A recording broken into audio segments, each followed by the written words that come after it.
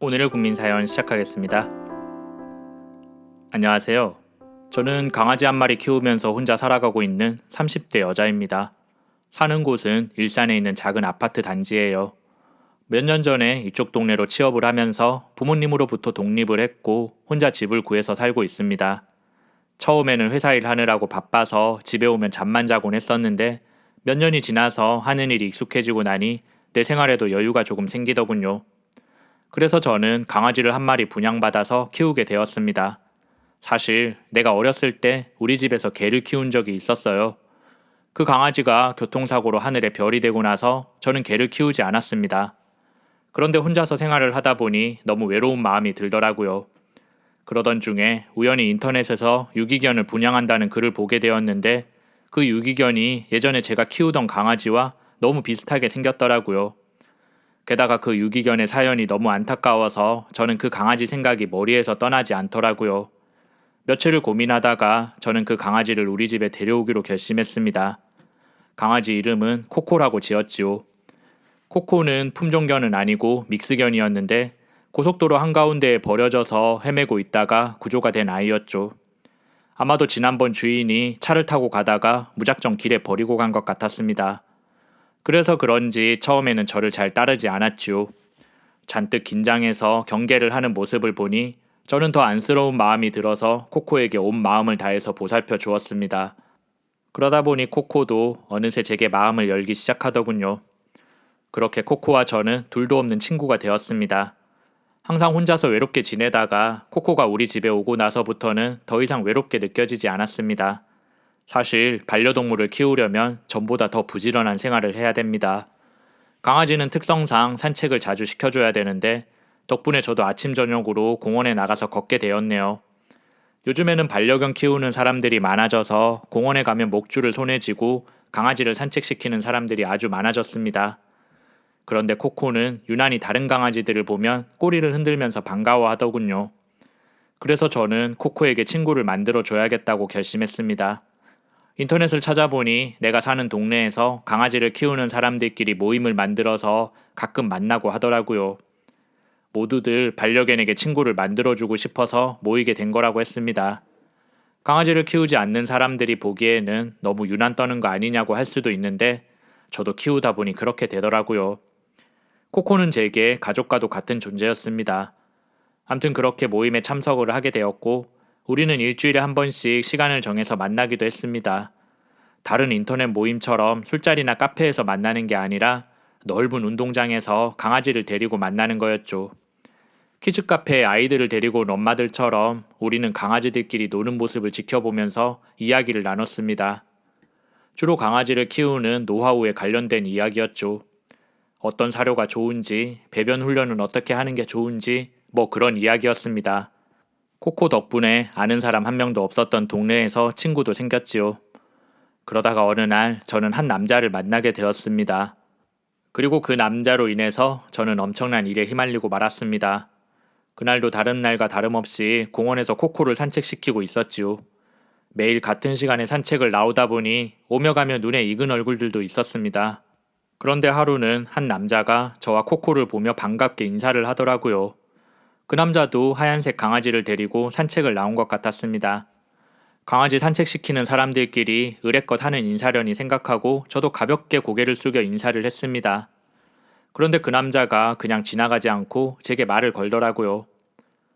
안녕하세요. 항상 이 시간에 산책 나오시는 분 맞죠? 네, 맞아요. 우리 코코랑 항상 이 시간에 산책을 나와요. 강아지 이름이 코코군요. 귀엽게 생겼네요. 인사를 받아주다 보니 어느새 그 남자와 저는 자연스럽게 대화를 나누고 있더군요. 그 남자는 사람을 편하게 만들어주는 재주가 있는 사람이었습니다. 말을 어찌나 능청스럽게 잘하는지 대화를 나눈 지 5분 만에 저는 그 남자에 대한 경계심을 완전히 풀어버렸습니다. 사실 지나가면서 그쪽 몇 번 봤어요. 실례가 되지 않는다면 성함을 여쭤봐도 되겠습니까? 정희수라고 해요. 그쪽은 이름이 어떻게 되세요? 저는 박일준이라는 사람입니다. 보아하니 내가 나이가 더 많아 보이는데 그냥 편하게 오빠라고 불러요. 초면인데 오빠라고 부르라며 너스레를 떠는데 왠지 그 모습이 기분 나빠 보이지는 않더라고요. 오빠는 그렇고 그냥 일준 씨라고 부를게요. 이 시간에 자주 산책 나오시나 봐요. 우리 흰둥이가 이 시간만 되면 어찌나 재촉을 하는지 비가 오나 눈이 오나 항상 이 시간에는 산책을 나와야 되거든요. 사실 좀 귀찮기도 했는데 이렇게 희수 씨도 만나게 되고 흰둥이한테 고맙다는 인사를 해야겠네요. 그 남자는 작정을 하고 내게 말을 걸었는지 적극적으로 관심을 표시했습니다. 사실 강아지를 데리고 나온 사람이라서 저는 좀 안심한 것도 있었지요. 아마 그냥 길을 가던 사람이 다짜고짜 말을 걸었으면 그렇게 길게 대화를 나누지 못했을 거예요. 서로 공통의 관심사가 있으니 말도 더 잘 통했고 편하게 느껴졌습니다. 그날 이후 저는 산책길에 일준 씨를 만나 가끔 이야기를 나누는 사이가 되었습니다. 그 사람은 건축 설계사로 일을 하고 있는 사람이더군요. 그리고 저처럼 혼자 살면서 강아지를 한 마리 키우고 있다고 했습니다. 부모님이랑 살 때부터 키우던 강아지였는데 제가 따로 살게 되면서 같이 데리고 나왔어요. 흰둥이는 제 동생이나 다름없거든요. 그 마음을 나도 알 것 같아서 공감대가 형성되었습니다. 저도 그 마음을 알 것 같아요. 사실 제가 어릴 때 키우던 강아지가 교통사고를 당해서 하늘나라로 갔거든요. 그때 저도 마치 가족을 잃은 것처럼 펑펑 울었답니다. 지금 생각해보니 그 강아지가 저한테는 동생같이 느껴졌었나 봐요. 저도 비슷한 경험이 있어요. 오래 키우던 강아지가 병으로 죽었을 때 참 많이 울었거든요. 그러고 보니 우리는 정말 공통점이 많네요. 일준 씨의 말에 저는 그 남자를 다시 보게 되더군요. 직업도 괜찮은 것 같고 얼굴도 호감형으로 생겨서 이성적으로 끌리는 마음이 들었습니다. 그런 내 마음을 일준 씨도 눈치를 챘는지 얼마 후 제게 고백을 하더라고요. 희수 씨, 괜찮으면 제가 희수 씨 남자친구 해도 될까요? 다정하게 물어보는 일준 씨의 고백에 저는 수락을 했고 우리는 연인 사이가 되었습니다. 데이트는 주로 강아지를 산책시키면서 했었지요. 산책이 끝나면 애견을 동반할 수 있는 카페에 가서 실컷 이야기를 나누다가 왔습니다. 가끔 주말이 되면 일준 씨가 차를 가지고 와서 함께 강아지 수영장 같은 데도 다녀오곤 했었지요. 둘 다 강아지를 키우다 보니 자연스럽게 그런 식의 데이트가 이루어졌습니다. 그런데 하루는 일준 씨가 1박 2일로 여행을 가자고 하더군요. 강원도 쪽에 내가 봐둔 애견 펜션이 있어. 독채로 되어 있는 데라서 다른 사람들 눈치 볼 것도 없고 우리 흰둥이랑 코코도 마음껏 뛰어놀 수 있을 거야. 하지만 저는 일준 씨의 제안에 선뜻 수락하지 못했지요. 사귄 지 얼마 되지도 않았는데 1박 2일로 여행을 가는 것이 내키지 않더라고요. 일준 씨는 그렇게 말을 하지 않았지만 성인 남녀 둘이서 여행을 가서 하룻밤 자고 온다는 건 암묵적으로 잠자리를 허락한다는 의미잖아요. 저도 나이를 먹을 만큼 먹어서 잠자리를 하는데 거부감은 없었지만 진도가 너무 빠른 것 같아서 걱정이었습니다. 그런 내 마음을 아는지 모르는지 일준 씨는 여행을 가자면서 재촉을 하더라고요. 저는 일단 생각해 보겠다고 했습니다. 내가 우물쭈물하면서 대답을 제대로 하지 않으니 일준 씨는 애 같아서 제게 말을 하더군요. 그러지 말고 가자. 내가 예약 다 해놓을 테니까 갈아입을 옷만 챙겨서 오면 돼. 가서 좋은 경치도 보고 바베큐도 해먹고 그러면 기분 전환도 될 거야. 일준 씨의 끈질긴 설득에 결국 저는 수락을 했습니다. 어차피 서로 사귀는 사이였고 진도가 조금 빠르다고 하더라도 문제될 건 없겠다 싶었지요. 여행을 가기로 하고 나서 저는 괜히 신경이 쓰여서 속옷도 새로 사고 피부 관리실에 가서 전신 마사지도 받았습니다. 일준 씨는 생각도 없는데 괜히 앞서 나가는 건 아닌가 싶었지만 그래도 준비는 해야겠다 싶었죠. 그러다가 하루는 옆 동네에 있는 거래처에 외근을 나가게 되었습니다. 내가 사는 곳에서 차로 10분 거리에 있는 동네였는데 그곳에도 커다란 공원이 있어서 강아지를 산책시키는 사람이 많더군요. 볼일이 끝나고 저는 아메리카노를 한 잔 사들고 공원에 앉아서 지나가는 사람들을 지켜봤습니다. 귀여운 강아지들이 엉덩이를 흔들며 산책하는 모습은 언제 봐도 힐링이 되더군요. 그렇게 흐뭇하게 지나가는 강아지들을 바라보다가 저는 익숙하게 생긴 하얀 강아지를 보았습니다. 그 강아지는 일준 씨가 키우는 흰둥이랑 똑같이 생겼더군요. 그런데 그 강아지를 산책시키는 사람은 일준 씨가 아니라 초등학생 여자아이였습니다. 그래서 저는 내가 잘못 본 거라고 생각했습니다. 사실 같은 품종이면 비슷하게 생긴 강아지들도 많았거든요. 모르는 사람들이 보면 그 강아지가 그 강아지 같아서 구분이 힘들다고 하더군요. 하지만 직접 키우다 보면 강아지들이 얼마나 다르게 생겼는지 잘 알 수 있답니다. 자세히 보면 강아지들도 저마다 다른 특색이 있거든요. 일준 씨가 키우는 흰둥이는 오른쪽 앞발 부위에 검은색 털이 살짝 있었지요. 그리고 여자아이가 데리고 나온 강아지도 똑같은 부위에 검은색 털이 있었습니다. 게다가 그 강아지가 저를 보고 반갑게 꼬리를 흔들더라고요. 그 순간 저는 이 강아지가 흰둥이라고 확신이 들었습니다. 그래서 그 여자아이에게 물어보았지요. 혹시 이 강아지 이름이 흰둥이니? 어떻게 아셨어요? 아줌마, 우리 흰둥이 만난 적 있어요? 아줌마라는 말에 저는 살짝 기분이 상했지만 중요한 건 그게 아니었죠. 내가 아는 강아지 같아서 그래. 혹시 니네 삼촌이 이 강아지를 키우지 않니? 아니요, 우리 집에서 키우는 강아지예요. 아이의 말을 듣고 저는 불길한 예감이 들더군요. 그러면 혹시 니네 아버지 이름이 어떻게 되니? 우리 아버지요? 박일준이라고 하는데요. 왜요? 아이의 말을 듣고 저는 하늘이 무너지는 것 같았습니다. 하지만 저는 침착하게 아이에게 이야기를 했었지요. 아니다. 아무래도 내가 잘못 본 것 같구나. 내가 아는 강아지랑 너무 닮아서 아줌마가 착각을 했나 봐. 자세히 보니 다른 강아지였어. 아이가 무슨 잘못이 있겠나 싶어서 저는 대충 둘러대고 아이를 보냈습니다. 그 아이는 이상하게 저를 쳐다보다가 멀리서 기다리고 있는 엄마에게로 달려가더군요. 그걸 본 저는 어이가 없고 황당해서 미쳐버릴 것 같았습니다. 당장이라도 그놈한테 달려가서 따지고 싶었지요. 일준 씨는 분명히 내게 결혼을 하지 않은 총각이라고 했었고 혼자 산다며 거짓말을 했었거든요. 그런데 이제 보니 가정이 있는 유부남이었고 일부러 자기 동네에서 멀리 떨어진 동네로 와서 제게 접근을 한 거였습니다. 진실을 알고 나자 가슴 한편이 서늘해지더군요. 하마터면 내가 상간녀가 될 뻔했다고 생각하자 온몸에 소름이 돋았습니다. 이제라도 알게 되어서 다행이라는 생각이 들더군요. 하지만 이대로 일준 씨와 헤어질 수는 없었습니다. 헤어질 때 헤어지더라도 그놈한테 복수를 해야겠다는 생각을 했었지요. 하지만 뾰족한 수가 생각나지 않았고 혼자서 고민만 했습니다. 그러다가 하루는 애견 동호회 사람들을 만나서 이야기를 나누게 되었지요.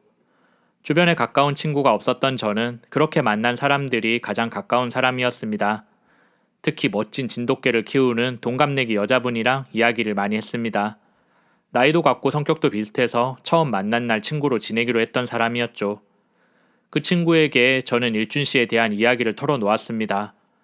그러자 그 친구가 제게 놀라운 이야기를 들려주더군요. 혹시 그 사람 흰색 말티즈 데리고 다니는 사람 아니야? 키 크고 멀끔하게 생긴 사람 맞지?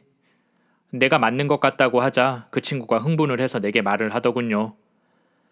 그 자식 아직도 그러고 다녀. 내가 그 인간 때문에 고생한 거 생각하면 자다가도 벌떡 일어난다니까. 알고 보니 친구도 일준 씨에게 나와 똑같이 당한 전적이 있더군요. 게다가 그 친구는 나보다 더 심각한 상황이었다고 했습니다. 갈 때까지 가고 나서야 그 사람이 유부남이란 걸 알았지 뭐야. 그러다가 와이프한테 걸렸는데 내가 아무리 몰랐다고 해도 내 말을 믿어주지 않더라고. 꼼짝없이 상간녀로 몰려서 얼마나 고생을 했는지 몰라. 그 와중에 그 인간은 나 몰라라 하더라고. 내가 그래서 지금도 흰색 말티즈만 보면 괜히 피해 다니잖아. 친구의 이야기를 듣고 나니 전 정말 어처구니가 없더라고요. 더더욱 가만둬서는 안 되겠다고 생각했습니다. 그래서 친구와 함께 복수를 할 계획을 세웠지요. 그리고 복수를 위해서 일단 일준 씨에게는 모른 척하고 펜션으로 함께 여행을 갔습니다. 가는 동안 괜히 속옷을 새로 샀다는 둥, 피부 관리를 받았다는 둥 이야기를 해서 그 남자에게 기대를 하게 만들었지요. 내 예상대로 일준 씨는 입이 귀에 걸려서 잔뜩 기대하는 표정이었습니다.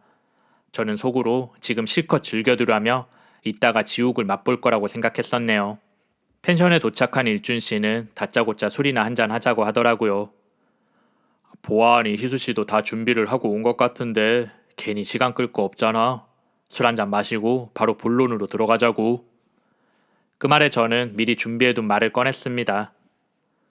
일준 씨 정말 결혼 안 한 총각 맞죠? 갑자기 그게 무슨 소리야? 결혼이라니 나 혼자 산다고 말했었잖아. 그냥 총각치고는 너무 깔끔하게 다니길래 물어봤어요. 남자 혼자 살면서 일준 씨처럼 단정하기가 쉽지 않거든요. 내가 성격이 좀 깔끔해서 그래. 결혼 같은 건 한 적 없다고. 알겠어요. 그럼 약속 하나만 해줘요. 만약에 내게 속이는 게 있다면 내가 무슨 짓을 해도 가만히 있겠다고 말해줘요. 알았어. 내가 약속할게. 알겠어요. 그럼 일준 씨 먼저 씻고 오세요. 사실 우리가 나눈 대화는 모두 녹음이 되고 있었습니다. 내가 모르고 당했다는 증거가 필요했거든요. 그것뿐만이 아니었죠. 친구가 지금 이곳 펜션으로 오고 있었는데 혼자가 아니었습니다. 사실 우리는 며칠 전에 미리 일준 씨의 와이프를 만났고 그동안 있었던 일들을 모두 이야기해 주었지요. 하지만 그 여자는 우리가 하는 말을 믿지 못하겠다고 하더라고요. 그래서 우리는 그 여자에게 증거를 보여줄 테니 함께 그곳으로 오라고 했습니다. 우리는 현장에서 일준 씨의 모든 것을 까발려 줄 생각이었죠. 그렇게 일준 씨가 씻고 있는 동안 친구와 일준 씨의 와이프가 펜션에 도착했더군요. 저는 조용히 하라는 신호를 보내고 욕실 앞에 나란히 앉았습니다. 잠시 후 아무것도 모르는 일준 씨가 콧노래를 부르면서 욕실 문을 열더군요. 하지만 일준 씨를 기다리고 있는 건 달콤한 유혹이 아니라 끔찍한 지옥이었죠. 벌거벗은 몸으로 나온 일준 씨를 세 여자가 동시에 노려보았거든요. 우리를 본 일준 씨는 소스라치게 놀라더니 덜 마른 물기에 미끄러져서 훌러덩 자빠졌습니다. 그 꼴을 보고 있자니 저는 우습기도 하고 기가 막히더군요. 일준 씨의 와이프는 잔뜩 화가 나서 울그락불그락 했습니다. 당신은 정말 개만도 못한 인간이야. 당신 입으로 다시는 안 그런다고 말했잖아. 기억 안 나? 발정난 짐승도 아니고 어떻게 또다시 그럴 수가 있어? 당신도 흰둥이처럼 중성화 수술이라도 받아야 정신 차리겠어? 와이프의 불같은 호령에 일준 씨는 무릎을 꿇고 싹싹 빌기만 하더군요. 옆에서 보고 있던 친구도 한마디 거들었습니다. 나 기억나지? 지난번에 너 때문에 내가 상간녀로 몰렸잖아. 이 자리에서 전부 사실대로 말해. 네가 처음부터 내게 거짓말을 한 거라고 솔직하게 말을 하라고. 친구의 말에 그 인간이 순순히 인정을 하더군요. 저는 증거가 모두 녹음되어 있으니 굳이 따질 필요도 없었습니다. 대신 다른 방식으로 두 번째 복수를 해주었지요. 집으로 돌아온 저는 인터넷 게시판에 글을 올렸습니다. 혹시라도 있을 제3의 피해자를 막기 위해서 일준 씨의 신상과 사진을 모두 까발려서 폭로를 했습니다. 그리고 일준 씨가 다니는 회사에도 그 글을 올렸지요. 덕분에 그 인간은 회사에서 해고를 당했다고 하더라고요. 내가 그렇게 하는데도 일준 씨는 내게 아무런 말을 하지 못했습니다. 자기 입으로 무슨 짓을 당해도 가만히 있을 거라고 했으니 할 말이 없었지요. 그리고 이혼을 당하면서 엄청난 금액의 위자료도 냈다고 하더군요. 그 정도면 충분히 복수가 된 것 같았습니다. 제 속이 다 후련하더라고요. 그 일을 계기로 친구와 저는 둘도 없는 사이가 되었습니다. 그리고 주변의 젊은 아가씨들한테 우리가 겪은 일들을 이야기해주면서 항상 조심하라고 말을 해주곤 한답니다. 순수하게 선의로 다가오는 사람도 있겠지만 잘못하면 고초를 겪게 될 테니 조심하라고 일러두었지요. 지나고 생각해보니 그렇게 당한 제가 어리석었다는 생각도 드네요. 그래도 지나간 일이니까 지워버리고 새로운 삶을 살기로 했습니다. 이야기는 여기서 줄일게요. 들어봐 주셔서 고맙습니다.